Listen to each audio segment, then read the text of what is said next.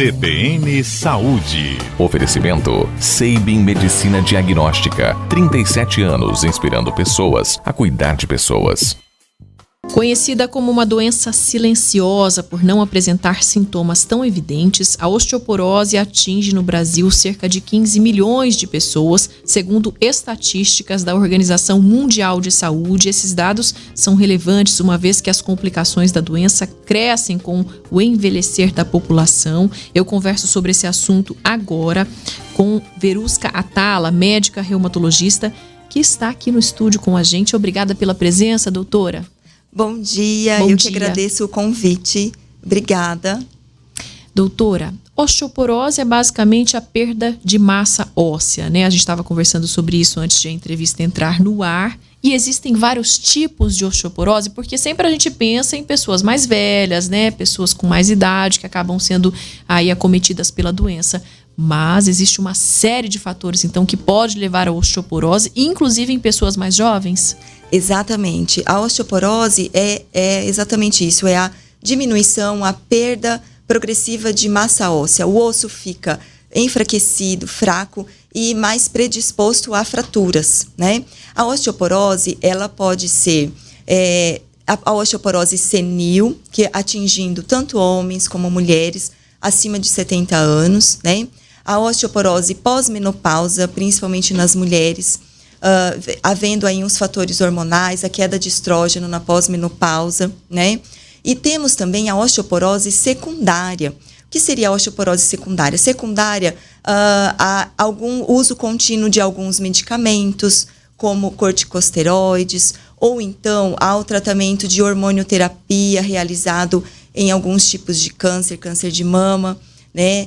E além disso, a osteoporose secundária também engloba a osteoporose devido a algumas doenças renais, algumas doenças hepáticas e doenças, distúrbios endócrinos, alterações endócrinos, levando com que a perda de massa óssea seja secundária a esses fatores, ou medicamentosos, ou então de alguma doença pré-existente primária.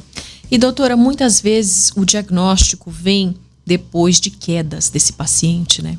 Quando já está num estágio avançado. Sim, o que acontece? Infelizmente, a osteoporose, ela é uma doença que nós falamos silenciosa. Ela não causa sintomas evidentes, né?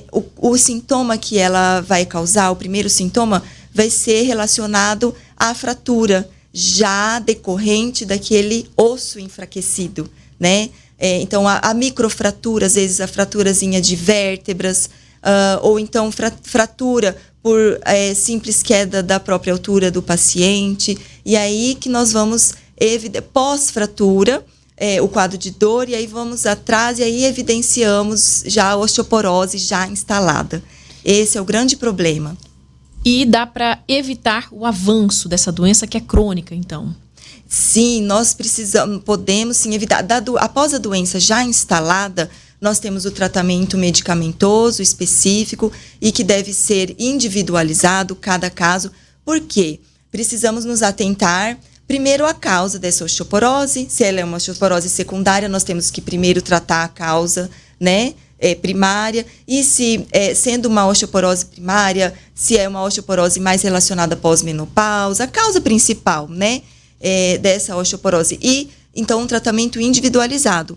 E lembrarmos que além do medicamento, nós temos o tratamento não medicamentoso também, que é baseado na atividade física, incluindo tanto atividades aeróbicas como atividades que englobam alongamento e fortalecimento muscular, lembrando também de atividades que fortaleçam o equilíbrio do nosso corpo, principalmente nos pacientes que já têm a osteoporose instalada, evitando quedas, né, e melhorando o equilíbrio daquela pessoa. Isso temos que lembrar, além, claro, da parte alimentar.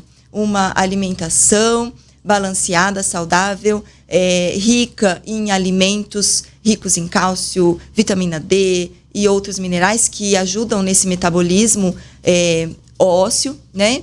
E o medicamento também. Isso falando no tratamento. Mas também temos essas medidas que ajudam muito na prevenção, né, da osteoporose em todos nós, que precisamos estar bem atentos na prevenção.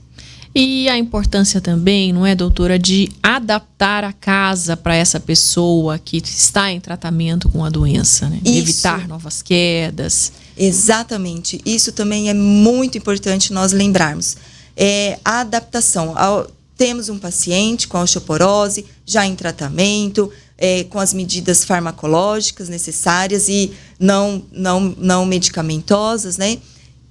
E também voltarmos para a adaptação daquela casa.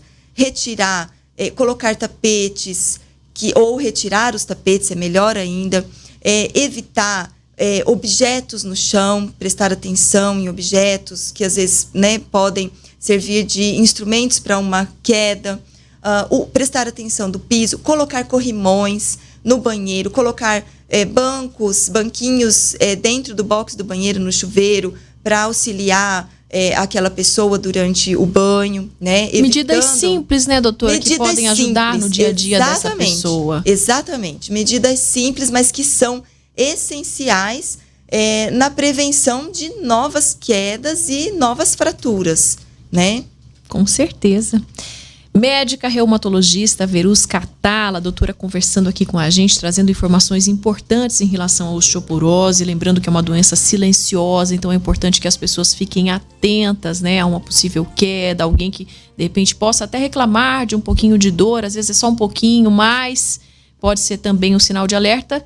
É só realmente ficar atento, porque nem sempre vem essa dor, mesmo que pequena, né? A osteoporose pode avançar e aí, infelizmente, já está numa situação ainda mais complicada. Por isso, a família é bem importante nesse processo, né, doutora? De observação dessa pessoa que realmente pode estar sofrendo com a doença.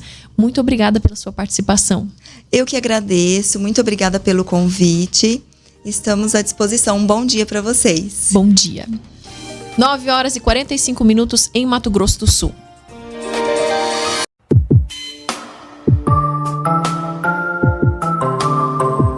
CBN Saúde. Oferecimento Sabin Medicina Diagnóstica. 37 anos inspirando pessoas a cuidar de pessoas.